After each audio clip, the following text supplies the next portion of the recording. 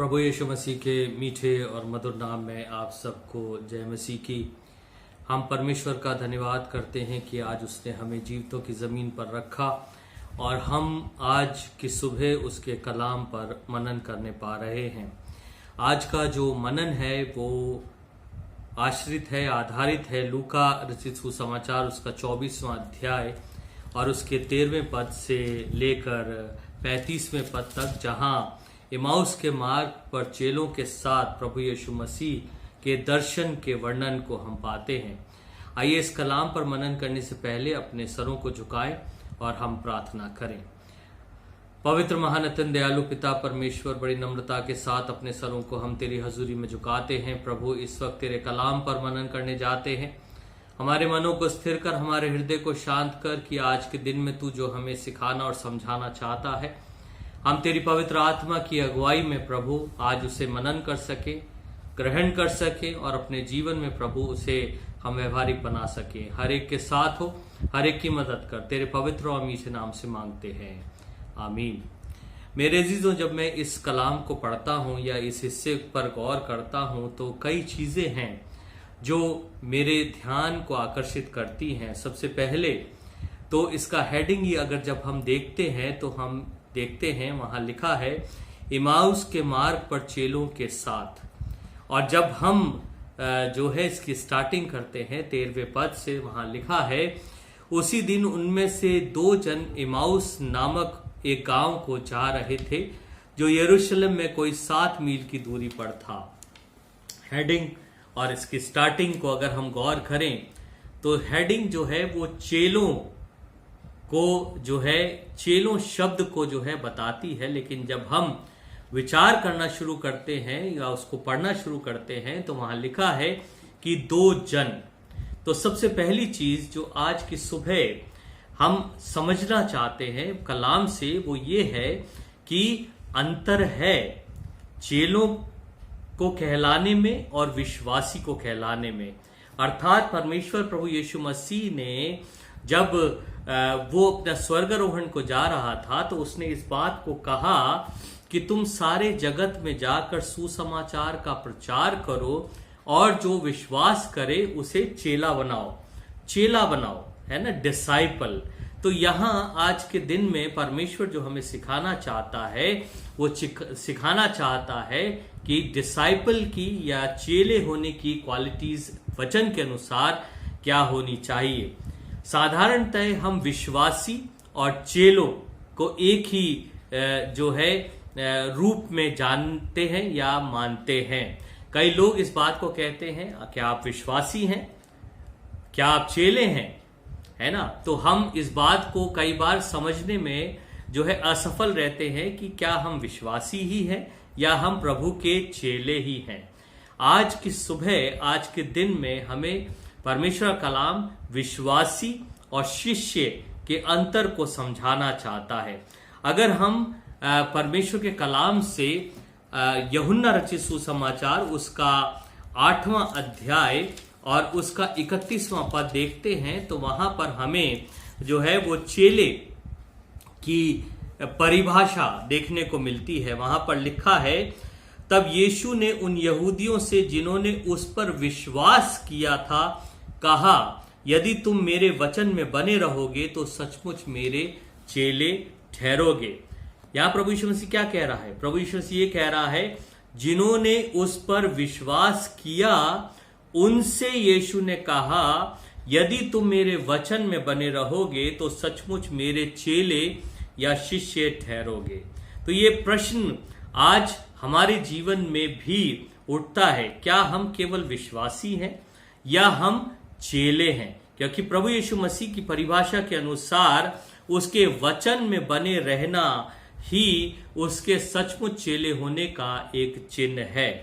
अर्थात हम इस तरह से कह सकते हैं कि एक शिष्य आत्मिक जीवन की शुरुआत जब करता है तो वो विश्वासी बनकर करता है, परंतु जब एक विश्वासी उसकी शिक्षा में बना रहता है और उसका पालन करता है तो वह शिष्य बन जाता है। आज के दिन में जो सवाल हमारे सामने है जिस पर हम मनन कर रहे हैं वो ये है, क्या हम विश्वासी हैं या हम शिष्य हैं या हम चेले हैं या हम डिसाइपल हैं। आइए कलाम से हम देखते हैं छोटे से रूप में कि कलाम चेलों के विषय में क्या बताता है, अर्थात डिसाइपल होने की, चेले होने की, शिष्य होने की वचन के अनुसार जो है वो शर्तें क्या क्या है। छोटे से रूप में हम एक छोटे संदेश के माध्यम से आज शिष्य होने की शर्तों के ऊपर अपने ध्यान को लगाएंगे। आइए वचन में से हम देखते हैं, पहली चीज यूहन्ना जो पढ़ा गया उसका 8वां अध्याय और उसका 31वां पद, यहां उसकी पहली शर्त हमें देखने को मिलती है। वहां पर लिखा है, यीशु मसीह ने स्वयं कहा, यदि तुम मेरे वचन में बने रहोगे तो सचमुच मेरे चेले ठहरोगे। तो पहली शर्त जो है उसकी शिष्य होने की वो है उसके वचन में बने रहना, अर्थात उसके वचन को केवल पढ़ना ही नहीं, केवल उसको सोचना ही नहीं, लेकिन उसके वचन को अपने जीवन में व्यवहारिकता देना या प्रैक्टिकल बनाना। अर्थात उदाहरण के तौर पर उसने कहा कि क्रोध तो करो पर पाप मत करो। हम क्रोध ही करते रहते हैं और क्रोध में आकर अगर हम उसकी आज्ञा का उल्लंघन करते हैं तो हम उसके शिष्य नहीं हो सकते। उसने कहा, मेरे वचन में बने रहो तो ही तुम मेरे शिष्य कहलाओगे।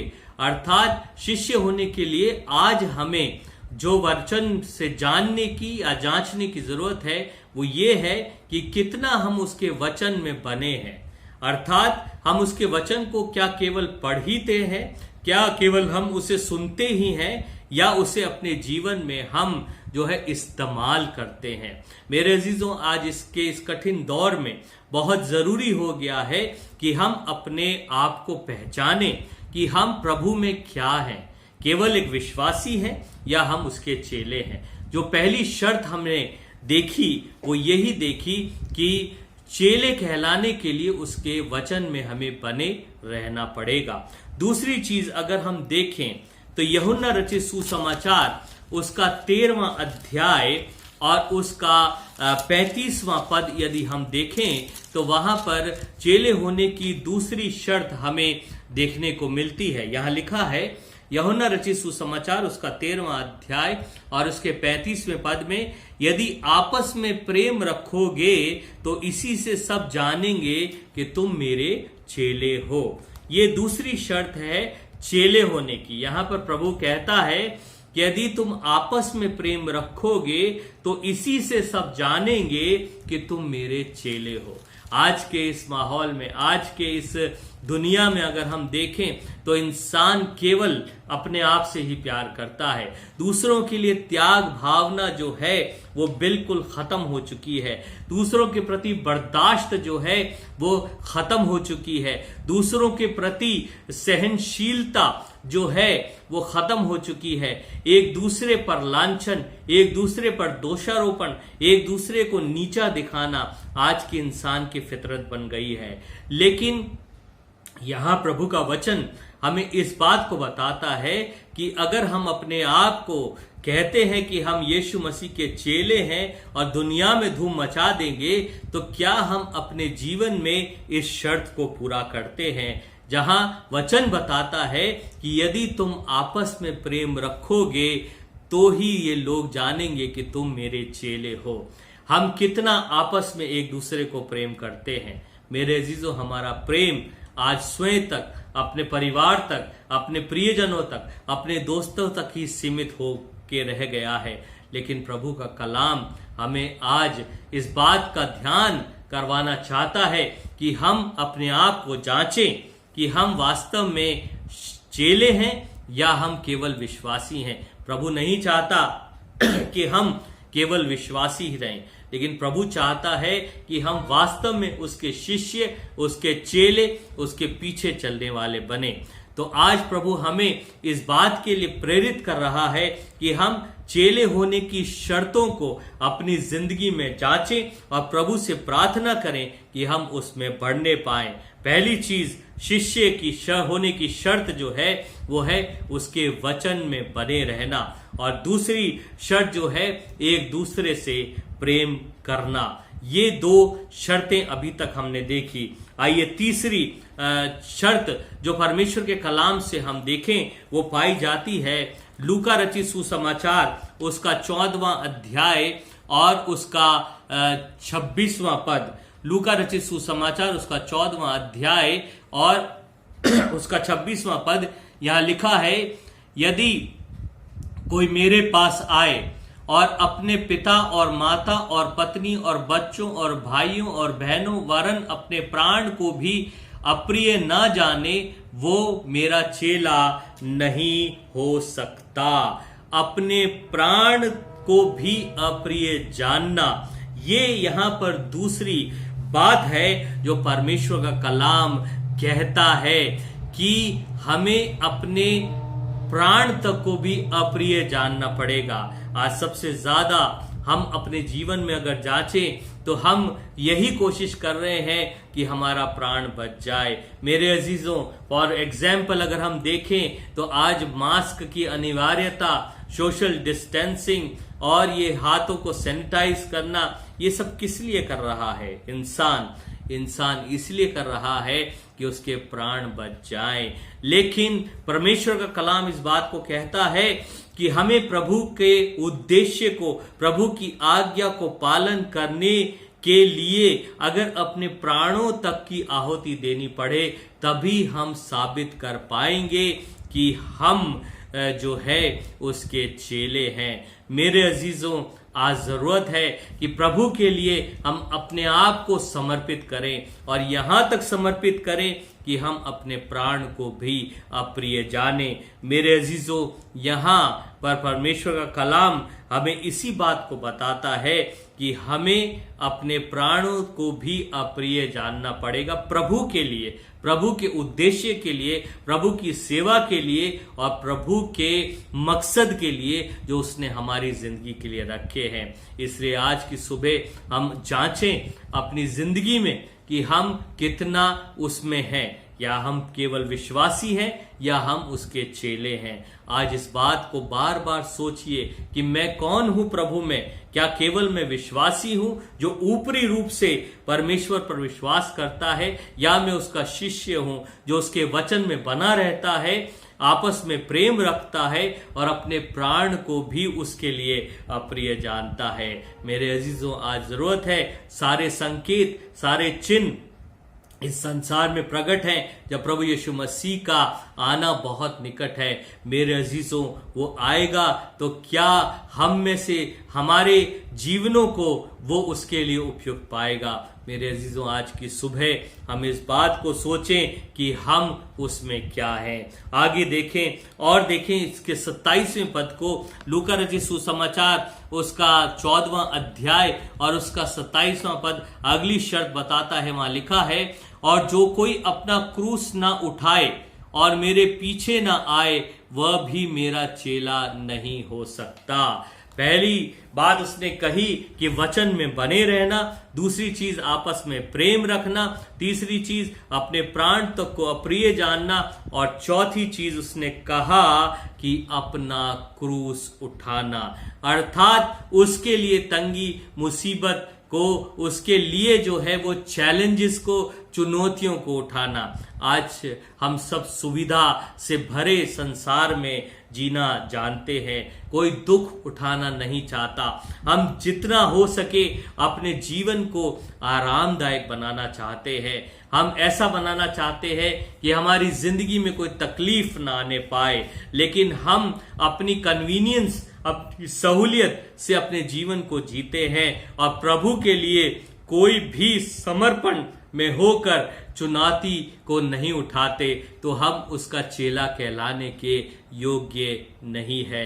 यहाँ क्रूस उठाने का मतलब यही है कि हम प्रभु के लिए अपनी जिंदगी में जो है समर्पण को लाएं, उसके लिए हम तैयार रहें चुनौतियों को स्वीकार करने और उन्हें पूरा करने के लिए।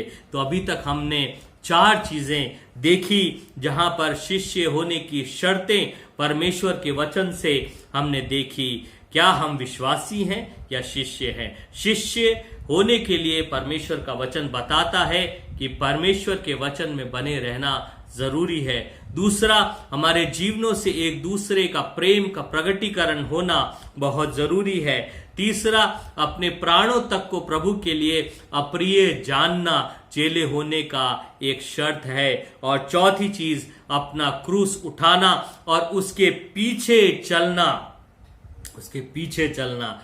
ये पांचवा जो है शर्त है जो हमें परमेश्वर का कलाम बताता है। हम क्रूस उठा रहे हैं, हम मानते हैं कि हम प्रभु के लिए क्रूस उठा रहे हैं, लेकिन क्या वो क्रूस हम अपने फायदे के लिए उठा रहे हैं? अगर हम अपने फायदे के लिए, अपनी फेम के लिए, अपनी प्रॉस्पेरिटी के लिए, अपने नाम के लिए कर रहे हैं, तो मेरे अजीजों, हम उसके चेले नहीं हैं। ये केवल एक दिखावा होकर रह जाएगा।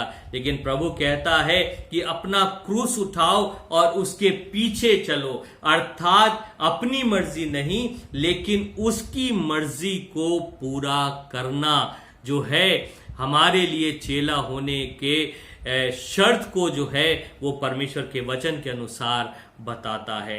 मेरे अजीजों, आज के समय में, जबकि हमारे पास समय की एक लिमिट है, हम छोटे रूप में परमेश्वर के कलाम पर मनन कर रहे हैं और आने वाले दिनों में हम धीरे धीरे इस माध्यम से भी जो है अपने आप को ढाल लेंगे कि वचन मीडिया के द्वारा, सोशल मीडिया के द्वारा आप तक और सुचारू रूप से पहुंचा सकें। आज एक अंतराल के बाद जब हम एक दूसरे से सोशल मीडिया के माध्यम से मिल रहे हैं, तो हम इसी बात को संक्षिप्त रूप में आपको बताना चाहते हैं कि इमाउस के मार्ग पर चेलों पर जब प्रभु यीशु मसीह ने प्रकट किया, तो इस वचन में ये बात भी हमारे सामने है कि हम इस बात को जांचें कि क्या हम विश्वासी हैं या हम चेले हैं। मेरे अजीजों, आज की सुबह यही बात हमें सीखनी है।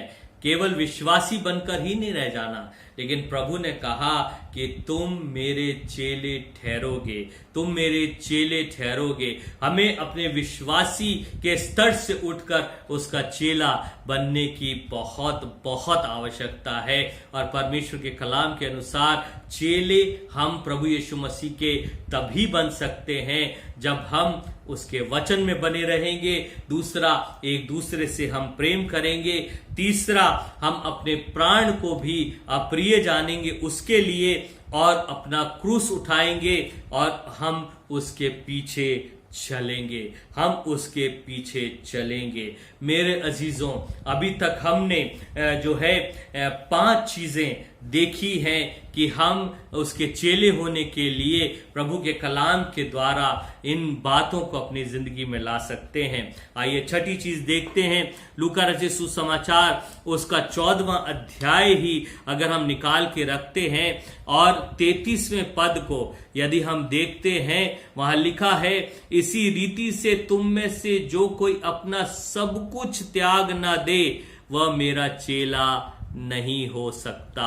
अब यहां पर आकर जो है प्रभु यीशु मसीह ने चेला होने के शर्त को एक कठोरता दी है।